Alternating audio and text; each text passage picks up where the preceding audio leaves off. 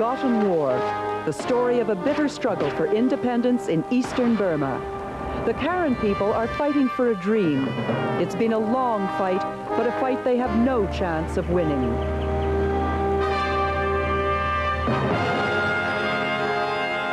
Cross Currents with Jim Carney. Tonight's story is about a war that you've probably never heard of. It's a tiny war, a pathetic war. It's been going on for more than 40 years and could go on for another 50, consuming lives and money, crippling and maiming, and as in all wars, leaving one with the question, why? This is a war between the Karan people of eastern Burma and the Burmese central government. The Karan want to separate and be independent. They have virtually no hope of achieving their dream, and yet a combination of past glories, opportunistic politicians, and outside interests encourage them to keep fighting. But it's an important story for several reasons. First, it's a vivid example of the kind of ethnic conflict and turmoil that has plagued Burma for decades and continues to cripple her social, economic, and political development. Second, it's a poignant example of the legacy of colonialism. And thirdly, of the link between these endemic local wars and the drug trade which finances them. This dream of the Karan people had its beginning more than 100 years ago. During the early and middle 19th century, the British, who had by then been in India for about 150 years, gradually took over the immensely productive rice-producing areas of coastal and central Burma, where the dominant ethnic groups were the Burman and Mons peoples. Burma became a jewel in the British colonial crown. She was one of the world's most important producers and exporters of rice. She had 3/4 of the world's teak reserves. She exported tin, antimony, jade, and precious stones, and until World War II, oil. During that period, at the height of the British Empire, her capital, Rangoon, ranked with Singapore, Hong Kong, and Shanghai as one of the pearls of the East. But in Burma, the British made two fundamental mistakes. In most of their other colonies, such as Malaya, India, Ceylon, Kenya, the British had always, as a matter of policy, trained and employed local people in government jobs, thereby creating a class of competent and knowledgeable civil servants and administrators who were also, in general, loyal to their British employers. In Burma, which the British saw as simply an extension of India, in fact, Britain annexed Burma to India in 1886, the British brought in thousands of Indians, already trained and English-speaking, thus excluding the local Burmese. This, of course, alienated the Burmese, who found themselves third-class citizens in their own country. The second mistake, largely due to Burma's topography, was that the dozens of minority groups who lived in Burma's vast mountain regions were completely excluded from the economic and political life of what the British called Burma proper, the rice-growing regions. These two factors in part account for some of Burma's post-war behavior. For instance, her dislike of foreigners, particularly Indians and Europeans, her political isolationism, her economic radicalism, and the continuing ethnic and factional fighting that goes on in Burma today. But back then, the Karan people had an advantage. Living in eastern Burma towards the borders with China and Siam, they had been exposed to Christian missionaries. Many Karan became Christian and spoke English. Consequently, there was a natural affinity between the Karan and the British, and the Karan became one of the few Burmese minority groups to benefit from the British presence, primarily as soldiers with the British-led Burmese armed forces. Prior to and during World War II, many Burmese were sympathetic to the Japanese because they promised independence from the British. In 1941-42, a number of Burmese nationalists secretly went to Japan for military training and returned in 1943 with the invading Japanese. One of the Japanese-trained Burmese nationalists was Aung San, who won an overwhelming majority in Burma's first national elections in 1947. But he was assassinated before he could take office. The Karan, however, fought alongside the British against the Japanese, and Karan troops were with the British when Rangoon was recaptured in 1945.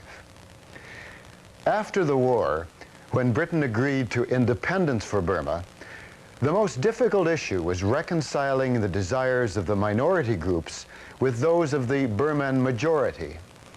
When on February the 12th, 1947, it was announced that the minority groups had agreed to become part of a unified Burma, the Karan felt betrayed and boycotted the elections in April 1947, won by the pro-Japanese Aung San.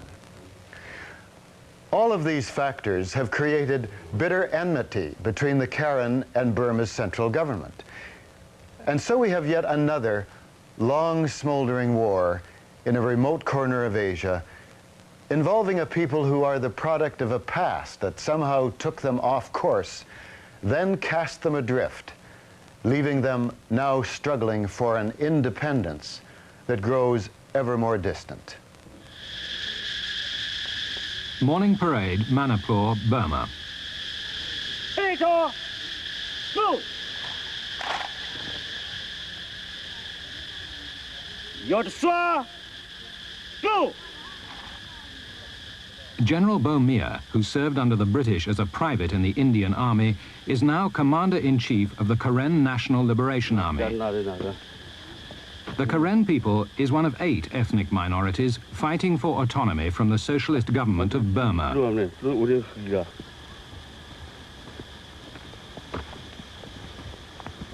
Journalists are forbidden to cover Burma's unknown but bitter civil war from inside the country. So the makers of this film were taken across the border from Thailand into Karen-held territory without Burmese government permission to film the war from the rebel point of view.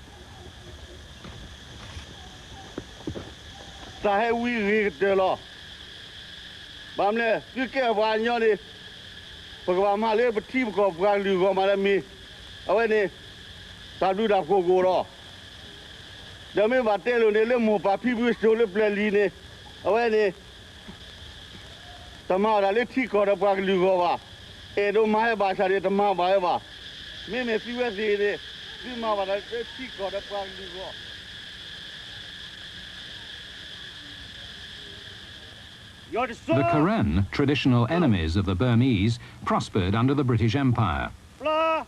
Soon after independence, they broke away from Burma and declared their own independent Karen nation called Korthule. General Bomia is president of Korthule, a state unrecognized by any nation. He justifies the 40-year Karen insurgency by claiming that the Karen still living in Burma are oppressed and persecuted.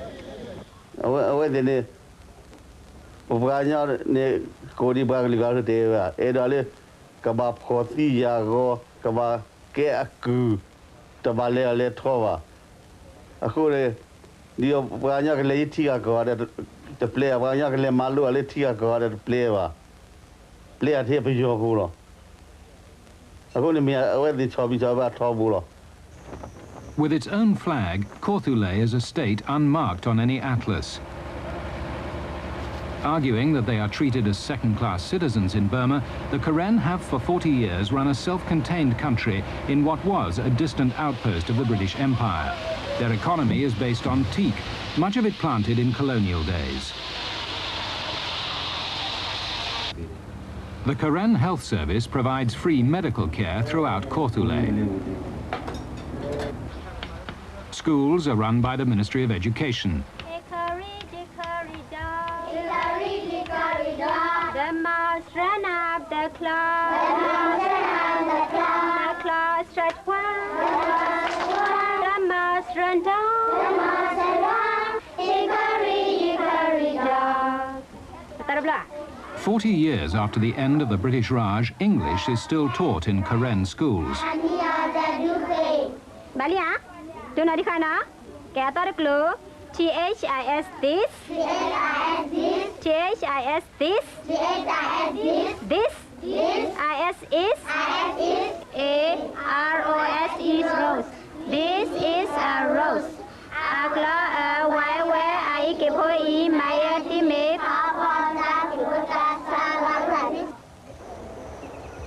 BBC World Service presents Radio Newsreel.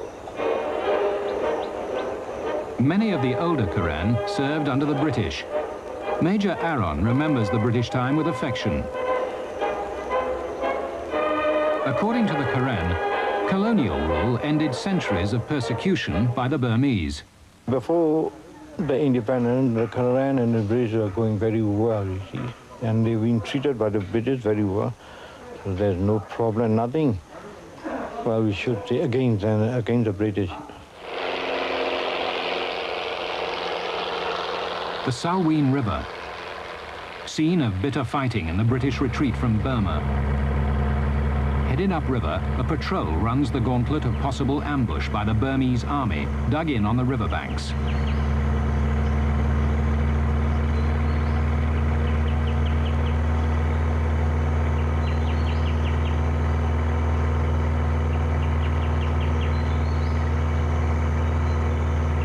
During the Second World War, over 10,000 Karen enlisted to fight for the empire against the Japanese invaders. In this remote corner of Southeast Asia, it's almost as though the war had never ended.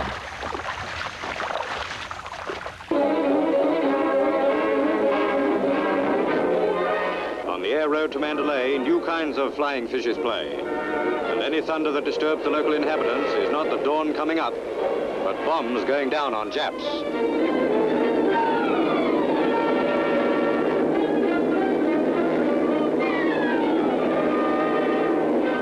The Japanese were supported by the Burma Independence Army, who collaborated to hasten the end of British rule in Burma. The Karen remained loyal to the empire.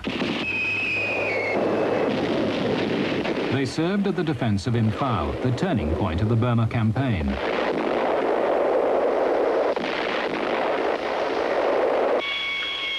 Viscount Slim, commander of the 14th Army, said, "The Karen are no fair-weather friends."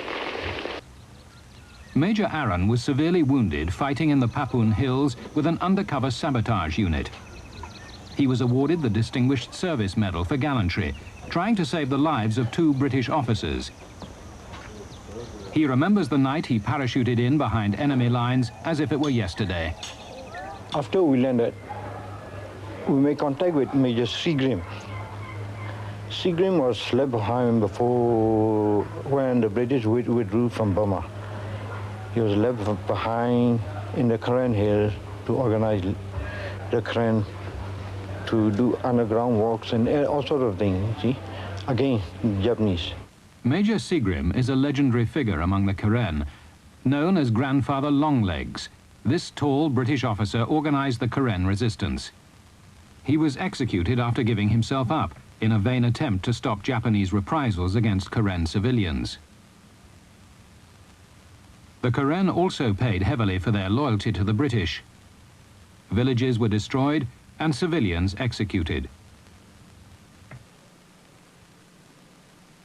Well, the Karen, they suffered very much during the Japanese regime, you see, for fighting with the British. They were tortured by the Japanese for fighting with the British.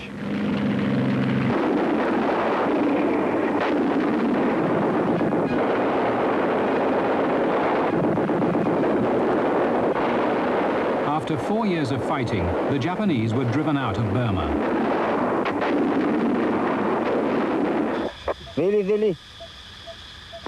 Just a few months before the end of the war, the Burmese had turned on their Japanese allies, and when independence came, it was the Burmese who were given control of Karen lands.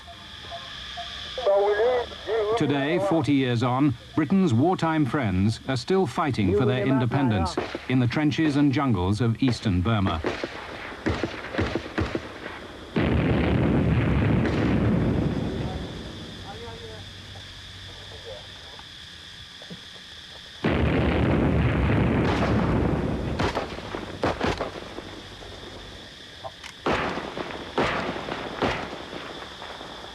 Many Karen feel they were betrayed by their former British comrades.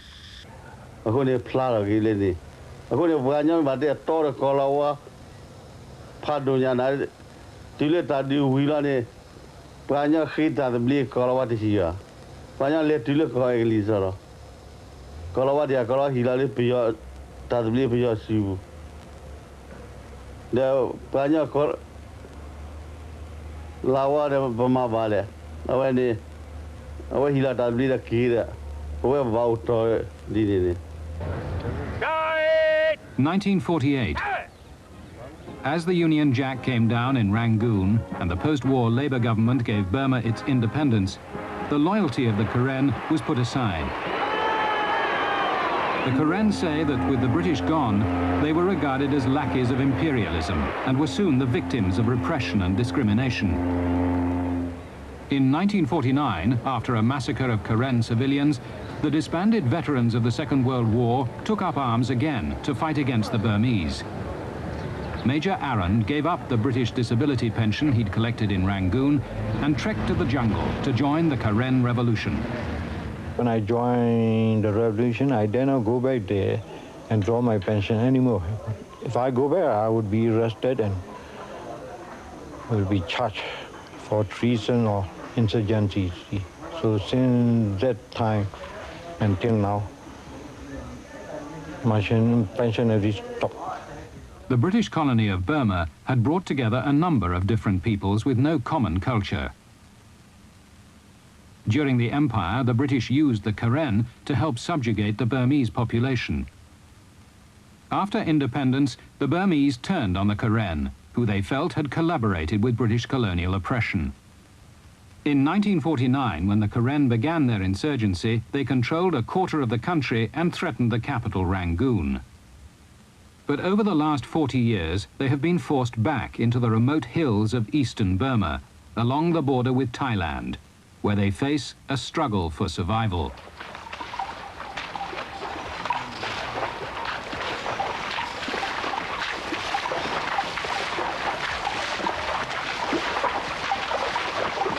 The Karen troops are heavily outnumbered, but they use their knowledge of the jungle to outmaneuver the Burmese forces.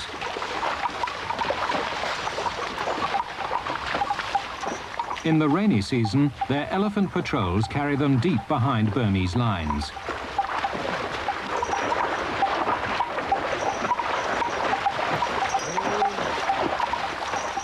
In the thick jungle, the elephant cavalry, the elite unit of the Karen army, is of more use than any modern military equipment. The Karen struggle for independence is grounded in a belief that they are a people with culture and traditions distinct from the Burmese. The Karen, a Tibeto-Mongolian people, migrated from Central Asia over 12 centuries ago. In the more remote areas of Korthule, village life has changed little. No European had ever visited this village. Most of the hill Karen are animists. They believe that every tree, plant and animal has its own nat, or spirit.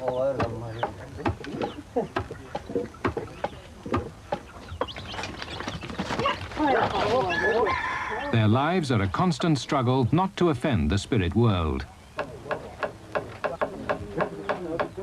Once a year, the headman summons benevolent spirits to participate in a ceremony designed to purge the soul of evil.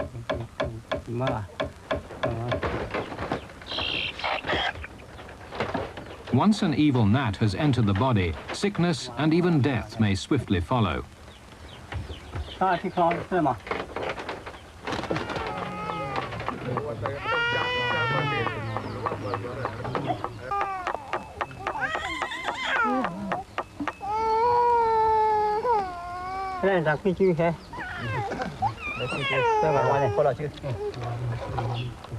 In the tying of a thread around this girl child's wrist, the evil gnats are expelled and the child protected from sickness.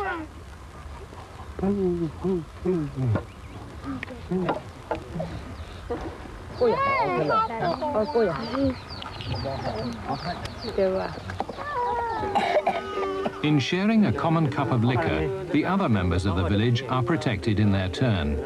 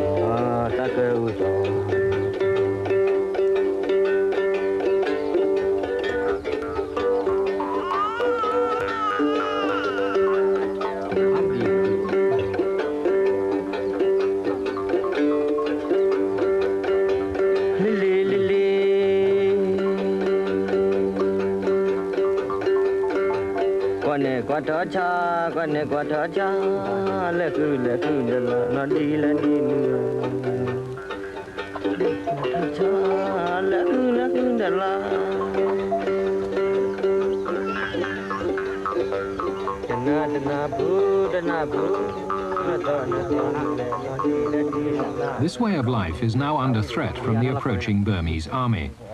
The isolation of these people is no protection. To the Burmese, every hill Karen is a possible rebel sympathizer.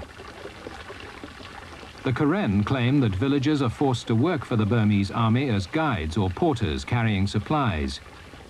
They say that captured villagers are sometimes blown up after being used as human mine detectors.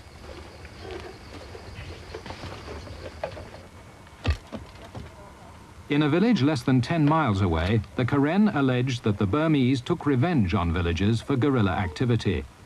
They maintain that the soldiers killed livestock, tortured and executed villagers, and then burnt down their huts.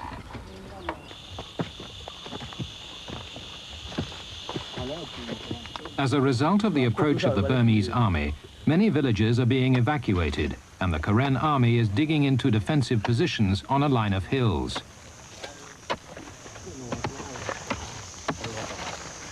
If this position falls, the Burmese are within 2 days' march of Manipur, the capital of Korthule.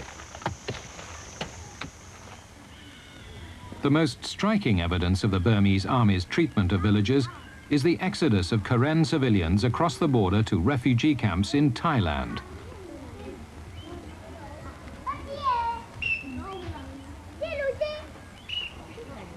These people do not officially exist. Although more than 17,000 refugees have now fled to Thailand, the Thai government is unwilling to recognize them as refugees for fear of jeopardizing relations with the government of Burma. In their makeshift villages, the refugees rely for food on the domestic animals they manage to bring with them, and they are given limited supplies of rice by the Karen authorities.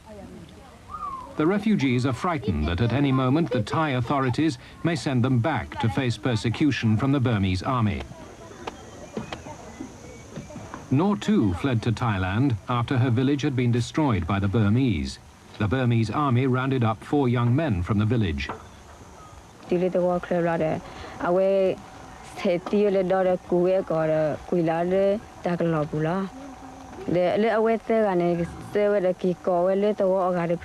Le petit aba pour d'aller à matière de pané amo pas le hide heki kula we babala me le awete gane ki ko le to gal pele asaka liki saka de pa puta tile mati we seti we de se gale te di da wa se klone de plala we kulo wa ki ko ti pa we he pe de ku we ki du nya de te we le kal ane ko la nya ti da ko la nya ne.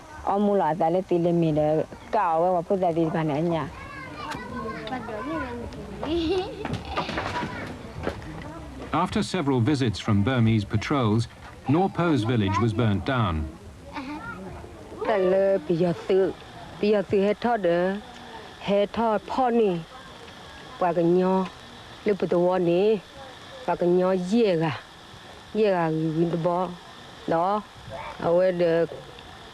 Pony journey ora mana mana we the blonya ni mati machawe we blodo le you put do to gani jolly khati we ni the kulo ba ba.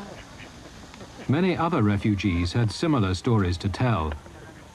Noor Mwe too was shot through her pelvis by the Burmese army. Kia Tue fought for the British against the Japanese. He says he was beaten up and later went blind.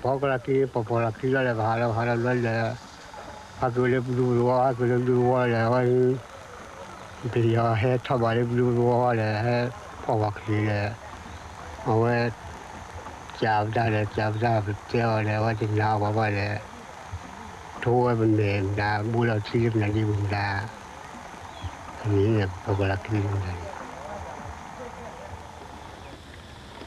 These are not isolated instances. In several camps, eyewitnesses testified to alleged atrocities. Last week, Amnesty International published a report describing accounts of human rights violations in Burma as so numerous and similar that in its view they show a consistent pattern of gross violations of human rights in defiance of Burmese and international law. Over this border, Burma is closed to human rights observers. Burmese embassy officials in London declined to comment, except to draw attention to a letter sent to the United Nations, in which the Burmese government denied similar accusations. It said the alleged malpractices are prohibited by law as well as by custom in present-day Burma, whose tolerance and compassion are the hallmarks of its culture.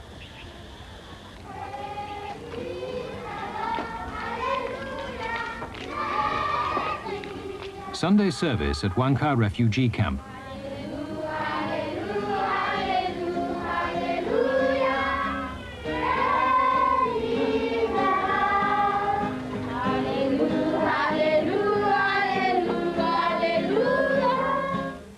The Christian pastors here were convinced that the stories of torture and mistreatment told by the refugees were true.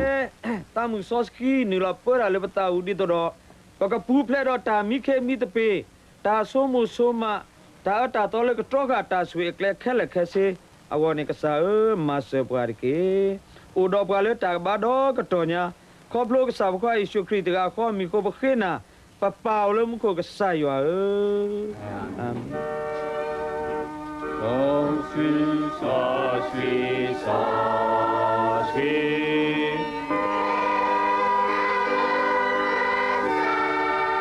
Although most Karen are Buddhist or animist, many villages were converted by missionaries in the last century.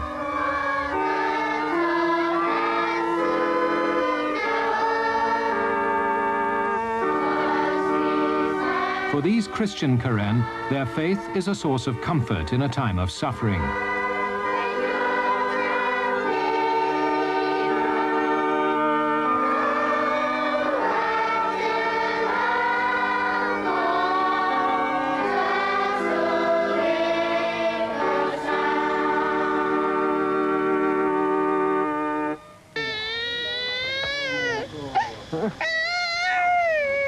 As well as spiritual comfort, the Baptist Church is one of few outside organizations supplying help to these refugees. The United Nations High Commission for Refugees cannot provide help unless invited by the Thai government. Many of the newest refugees have malaria, and even with treatment, 1 in every 5 patients dies from the disease. Lydia Tamlawa is a refugee coordinator for the Karen. There at his village, the Burmese asked them to be a sanctuary for them. And while they are guarding the village, the Burmese came at the back, and while they are watching, the Burmese came at the back and boxed them and hit them. And he's very afraid of that.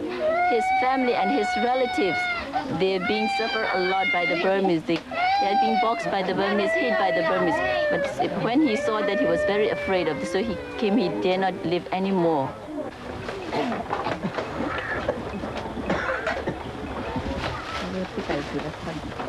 Although food is short in the camp, these patients are given some extra rations donated by the church to aid their recovery.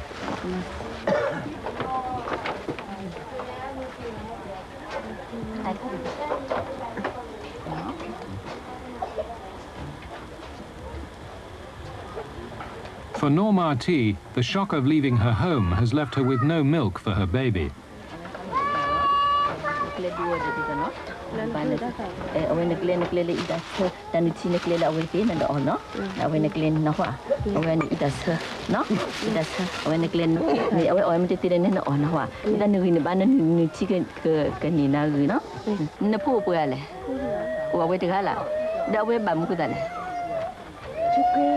Chuki.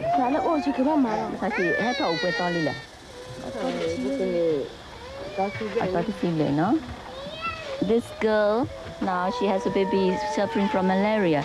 She has been here for 10 days already. She came from a village, from Limeway district, and the whole of her village is burned down by the Burmese.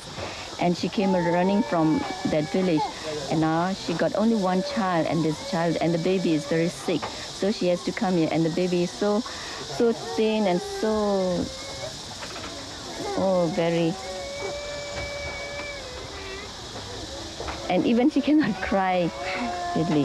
And she got her husband, but her husband now still try to find work, but they have to stay in the refugee camp because they have no work to do. So she said they are very poor, so she needs help. And the baby is so bad, she didn't got enough milk for the baby also.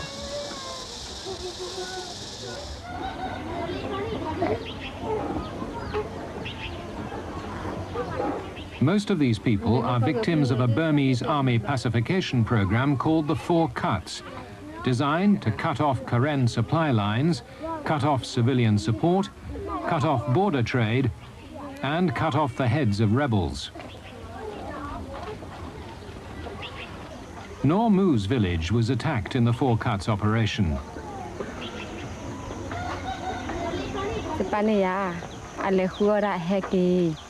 Hake apart tu mari mi ba ke je hekon ko pala je pa la we ha mu le do ha mu le pa to wa nan da je pa to wa de mi de pha mi te mi de ha mu le pa to wa de na la we ha ke mu le to wa ta na ji lo ko phu da wa wa ne ko phu da wa wa la ja je pa ne je pa de ko je pa ti le na da o da ko phu da ni to da te je mo ni da la nya di ba da wa ka ma ti ya lo ba te da di do da pi te da di ba da ka ma ti ya do a pho te da ra di ta lu ko pu ya de ma lo je ni ma lo je ni la de ye je mo na ho bya la a ho na ma ti na bu le ma ti na la pi ha mu pi de du mi ba pi ha mu ki lo mu chu tu bi bla bla le ki bla bla ta le ki ni wa de che na sa ka wa ke mu fa le ki te clip tu ba ni fa ha kho lu na ri na wa ko bi ti ga wa ko bi ti ga la cha wa ha mu na che wa ra pa te ku na ku dem na akila e u de na che wa ra ta phwe hu phwe na pa te ti ya che te na pa te ta wa pho te la u ni de te le thum ti ga la wa pho te la u la de we de la te pa te le pi ya ka ni pho kha ko ta ro ma ro ra sa ma pi le ba yo te da ni te pi wa te pi chi mo ni ko ta ro ma pi le ba da de ma pi na ki pa de lo che ti ta we ju kho ni che ti ta we a kho ni ki ti ya wa da a chu na ti ya wa la de kla lo le mu kho ni kla lo ti we jan la de we de mu ni de te la wa pho ni wa da pe le kwa ni ya wa de le de ba a hu phe de na ko ho ko da khi na la a kla khi na chi ka la o de ma ti la da ti phe ne la ga de ba da.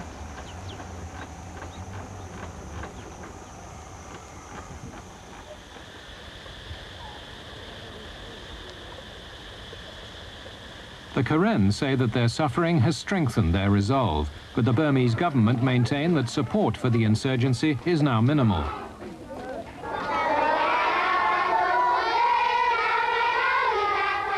This is the Karen national anthem, which is taught to children inside Korthule and in the refugee camps in Thailand.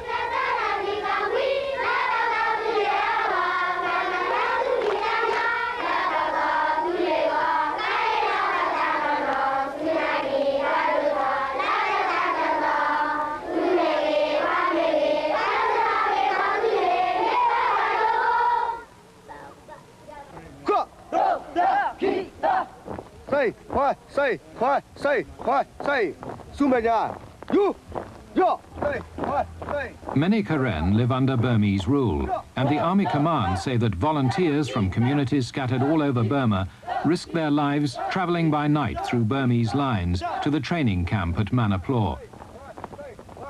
But Amnesty International report that there have sometimes been forcible troop recruitment drives by the Karen. In 16 weeks, the recruits learn basic drill and guerrilla warfare. Recently, women have started to train for frontline duty, in spite of mixed feelings among some Karen.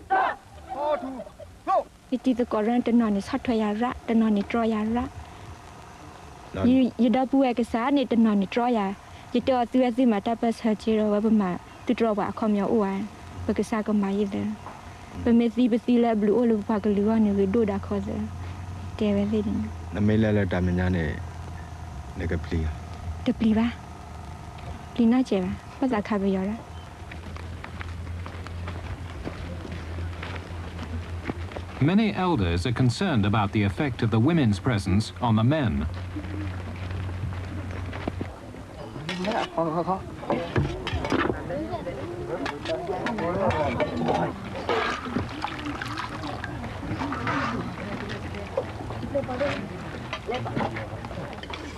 Because of the demands of the war, Karen soldiers are forbidden to marry until they are 35, and the military authorities try to keep these women soldiers apart from the men.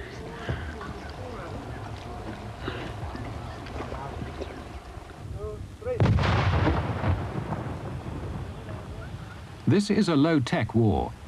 Using sabotage techniques learned from the British during the Second World War, the Karen make thousands of these homemade mines. They also allegedly bomb passenger trains and other civilian targets inside Burma.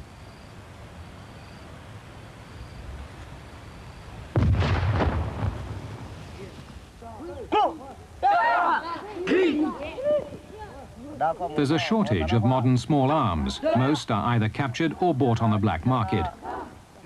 Every rifle is needed at the front line, so many of the recruits have to train with wooden copies. After training, these soldiers cannot go to the front until a casualty frees a rifle. The size of the Karen army is disputed. The Burmese say there are less than 1,000, the Karen over 10,000. In fact, there seem to be about 4,000 men and women under arms. But even this small force ties down at least 3 divisions of the Burmese army, or nearly 30,000 men. Army HQ is the War Office in Manipur. Whilst some Karen units operate behind Burmese lines, many are tied down defending the frontiers of Korthule in trenches reminiscent of the First World War. At Morpo K, 101 Battalion is dug in around a 3-mile perimeter. The trenches, bearable in the dry season, become a sea of mud when the monsoon breaks. For over 4 years, there has been daily mortar and howitzer fire from the Burmese positions.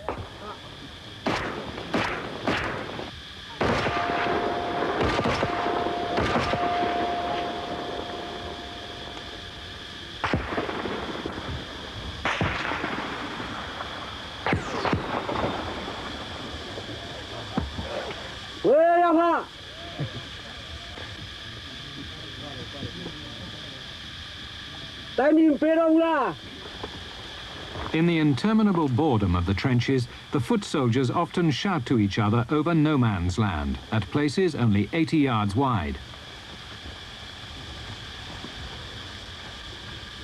The Burmese government accused the Karen of sustaining their war effort by producing and selling both opium and heroin. The Karen deny this. And to emphasize their disapproval of the drug trade, they invited the team to film the trial of Saw Moo Day, accused of smuggling heroin. The Karen Hill people do not traditionally grow opium, and there was no evidence of heroin production in Korthule. If the court finds Saw Moo Day guilty, he faces the death penalty.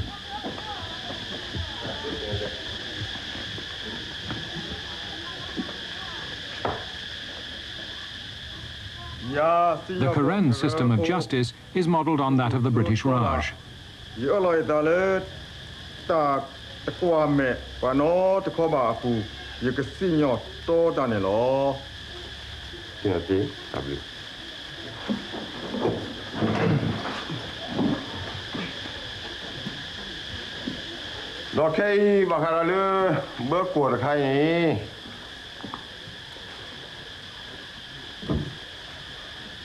For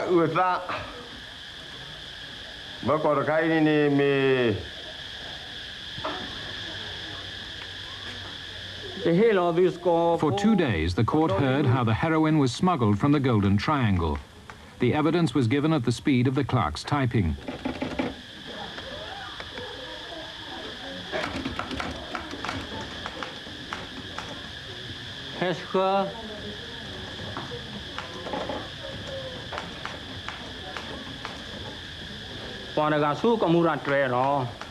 The prisoner was found guilty.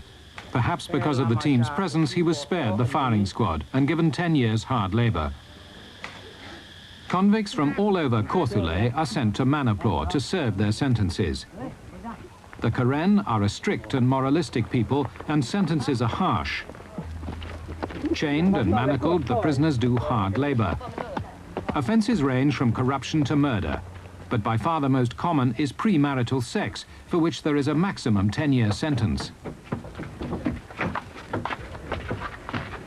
Manipur is also the administrative capital of the independent Karen state. This is the Ministry of Finance.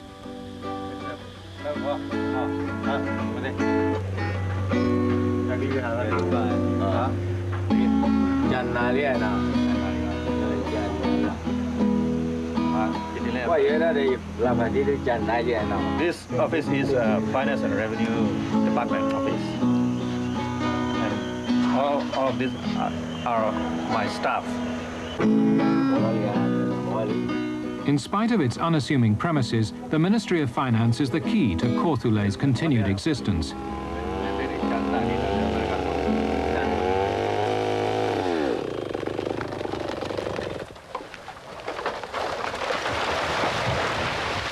A major source of revenue is hardwood. Elephants clear the timber and drag it for miles to the nearest river. The elephant drivers nick their animals on their heads with picks to urge them on.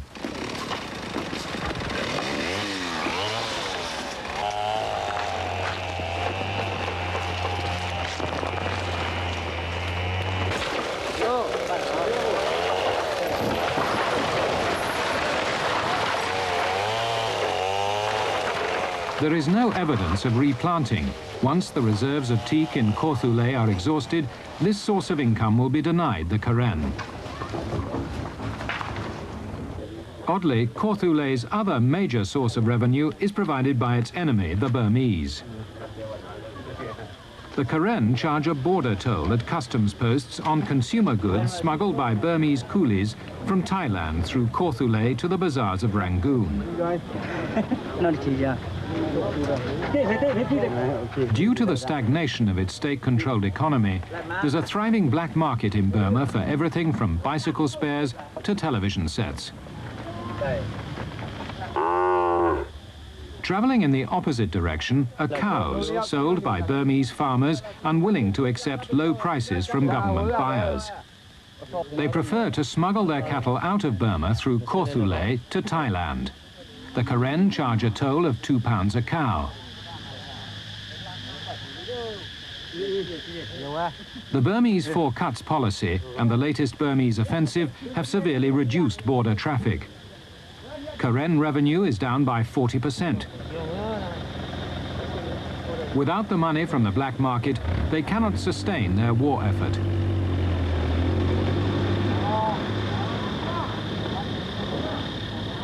At a meeting of the Karen Executive Council, ministers discussed the bleak outlook.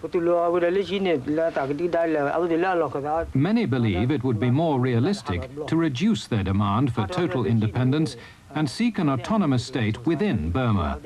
However, the Burmese government shows no sign of wanting to negotiate. The last peace talks were in 1962. In this stalemate, General Bomia remains reluctant to abandon his dream of an independent Karen nation. At the moment, the chances of a political solution are remote.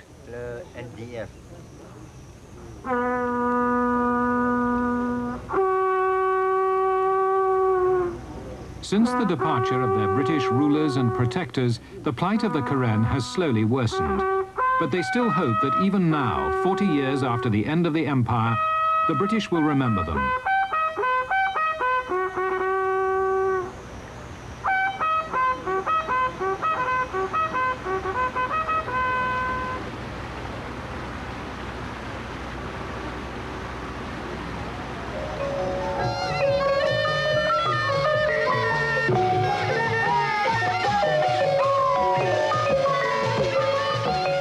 The Karen are keen to show that in spite of the gloomy outlook, their morale is high.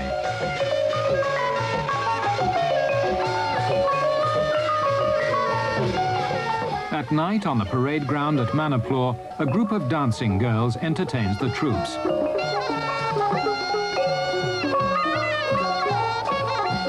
A commando unit had walked 12 miles from the front line for the show.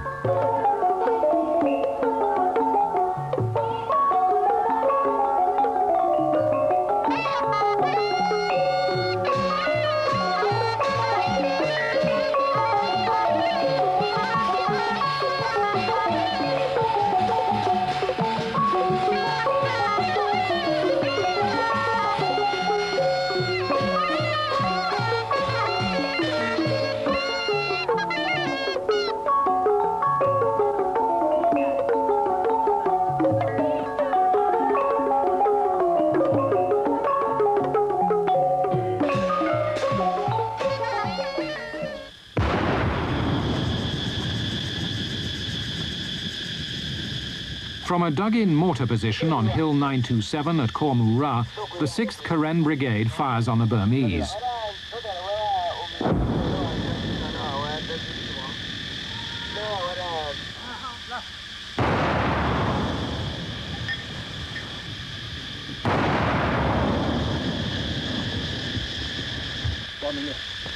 The 82nd Burmese Regiment is dug in on a ridge 1,000 meters away.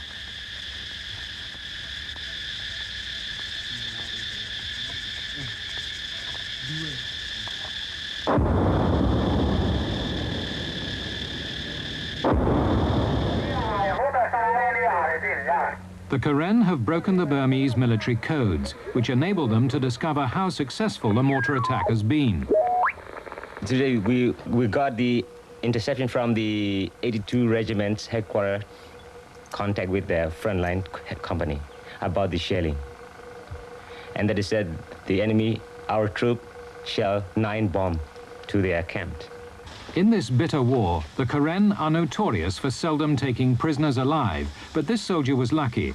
Left behind by his Burmese comrades, he was captured and had his leg amputated in a Karen field hospital.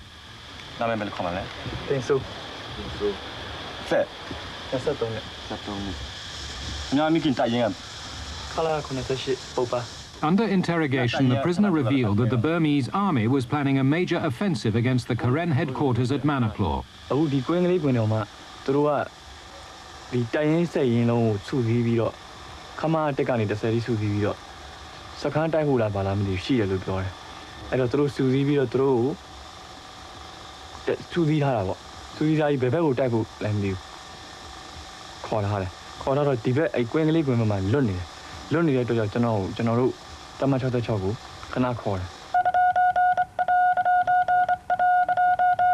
With a Burmese offensive imminent, the Karen gave orders for extra patrols to go out.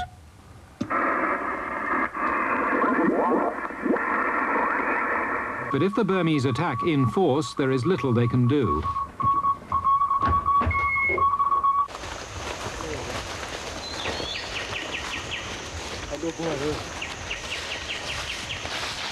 A mortar patrol was ordered to attack the Burmese ammunition dump at Meta War, which until last year was a Karen stronghold.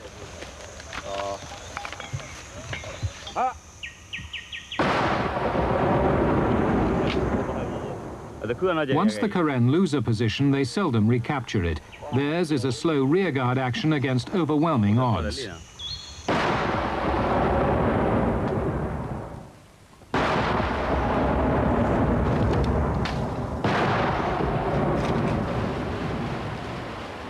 There is a constant stream of casualties from fighting at the front. This is the field hospital at Manipur.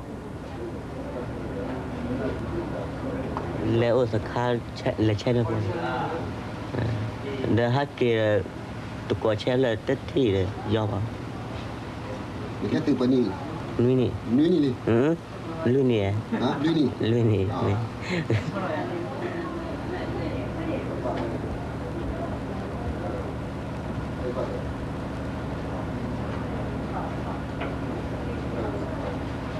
You pado be you let adu teti hai ke he le khola ke biyo hai wadim khala dara biyo yo khamata baya lole laki re ba khlekhi chemo lo sapino la sane sapino la madaria le thomu ko tno la lo madia le tho dile ta lo to thiwa hila ke se so mo le tu lo ba wa mi wa ko ya mi re ye to ai te ni to lo ai ki lo ye no la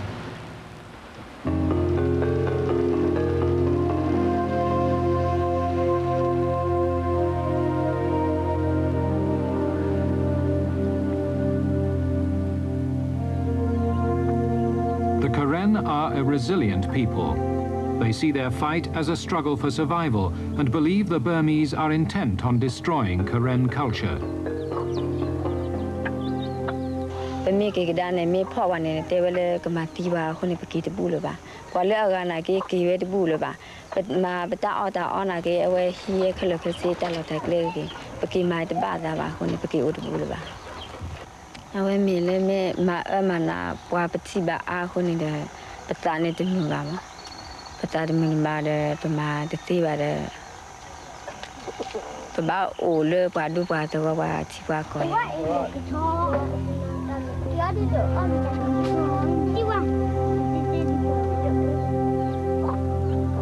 The Karen believe that they have no choice but to carry on with their war against the Burmese if they are to continue as a people with a separate identity.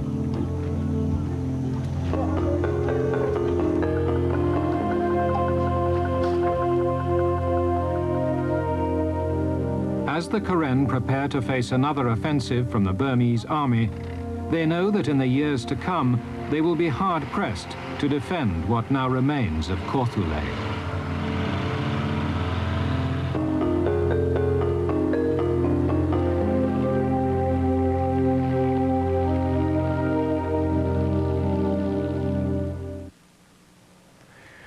There is little likelihood of the Karen rebellion being resolved in the near future.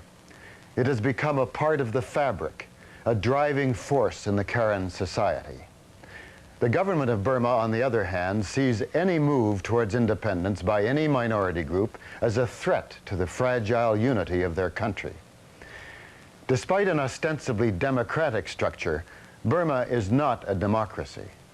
All candidates must be approved by the Burmese Socialist Party program, the BSPP, which exercises all legislative, executive, and judicial authority. The BSPP is controlled by the military and its longtime chief, General Ne Win. In 1988, following massive demonstrations and the deaths of several thousand civilians, General Ne Win relinquished his position as Prime Minister to General Sao Maung. But there's little doubt Ne Win still calls the shots. So the conflict continues. Amnesty International has repeatedly reported on what Amnesty calls the extrajudicial execution and torture of ethnic minorities in Burma. In Burma, there are many forgotten wars.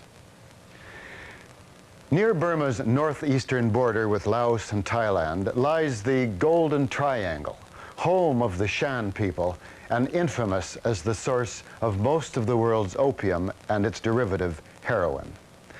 Next week on Cross Currents, Lord of the Golden Triangle. It's the story of Kun Sa, a powerful Shan warlord who is thought to control 60% of the world's heroin grown in the Golden Triangle.